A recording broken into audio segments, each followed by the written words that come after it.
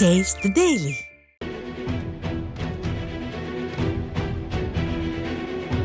திமுக ஆட்சிக்கு வந்ததில் இருந்தே அடிதடி, சண்டை, சச்சரவு, கள்ளச்சாராயம், கட்ட பஞ்சாயத்து, போலீஸ்காரர்களையே அடிப்பது, விரட்டி அடிப்பது, அரசு அதிகாரிகளை பயமுறுத்துவது, தாக்குவது என்று நிலைமை கையை மீறி போய்க் கொண்டிருக்கிறது.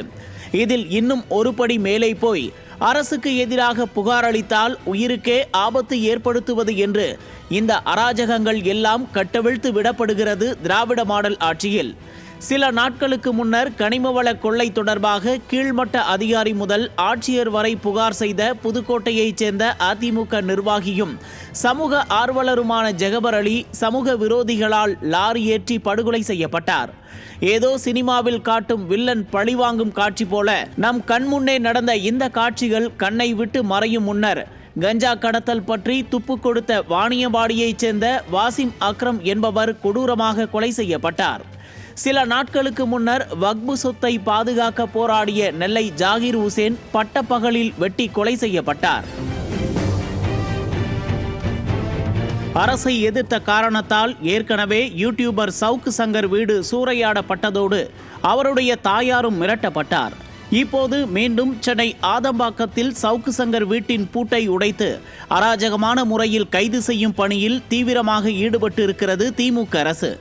ஏதோ தீவிரவாதியை பிடிப்பது போல சவுக்கு சங்கரின் வீட்டின் முன்பு தீயணைப்பு மற்றும் ஆம்புலன்ஸ் வாகனங்களுடன் ஏராளமான போலீஸ் குவிக்கப்பட்டுள்ள நிலையில் ஸ்டாலின் ஆட்சியில் ஜனநாயக படுகொலை நடைபெறுவதாக மக்கள் குற்றம் சாட்டுகிறார்கள். சவுக்கு சங்கரின் வீட்டின் முன்பு ராட்சத கட்டர்கள் மற்றும் ஆயுதங்களை கொண்டு வீட்டின் பூட்டை உடைத்த காட்சிகளை சேகரித்த பத்திரிகையாளர்கள் மற்றும் ஒளிப்பதிவாளர்களையும் மிரட்டியிருக்கிறது காவல்துறை.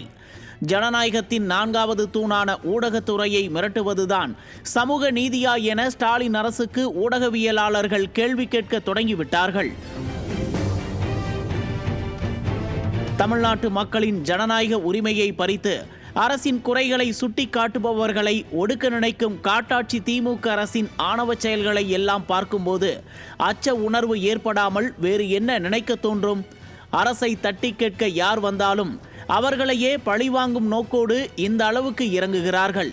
இந்த திமுக ஆட்சியில் ஒரு விஏஓ கூட தன் பணியை செய்ய முடியாமல் கைத்துப்பாக்கிக்கு அனுமதி கேட்டு கெஞ்சும்படிதான் இருக்கிறது. 5 ஆண்டுகளுக்கு முன்னர் அதிமுக ஆட்சியில் கருத்து சுதந்திரம் பற்றி வாய்க்கிழிய பேசிய ஸ்டாலின் இன்று தன் ஆட்சியில் இப்படி கருத்து சொல்பவர்களை நசுக்குவது நியாயமா? கருத்து சுதந்திரம் என்றால் கிலோ என்ன விலை என கேட்பவர்கள் ஆட்சி செய்தால் என்ன நடக்கும் தெரியுமா? இதுதான் நடக்கும். ஒருவர் தவறு இழைத்திருந்தால் அவர் மீதான தவறை நிரூபணம் செய்து அவர் மீது சட்டப்படி நடவடிக்கை எடுக்கட்டும். யார் வேண்டாம் என்று சொன்னது? ஆனால் ஆட்சி அதிகாரத்தை நோக்கி கேள்வி எழுப்பிய காரணத்தால் பழிவாங்கும் செயலாக அராஜகத்தை கட்டுவிழ்த்து விடுவதை ஒரு ஜனநாயக நாட்டில் எப்படி ஏற்றுக்கொள்ள முடியும்? எதிர்த்து கேள்வி கேட்டால் கைது, உருட்டல், மிரட்டல் தான் திமுகவின் தாரக மந்திரமா? திமுக என்றாலே ரவுடிசம் என்ற பழைய பிராண்டை காட்டுகிறதா திமுக? அரசுக்கு எதிராக புகார் கொடுத்தால் கொலை செய்வதும் அரசுக்கு எதிராக பேசினால் கைது செய்வதும் தான் ஜனநாயகமா?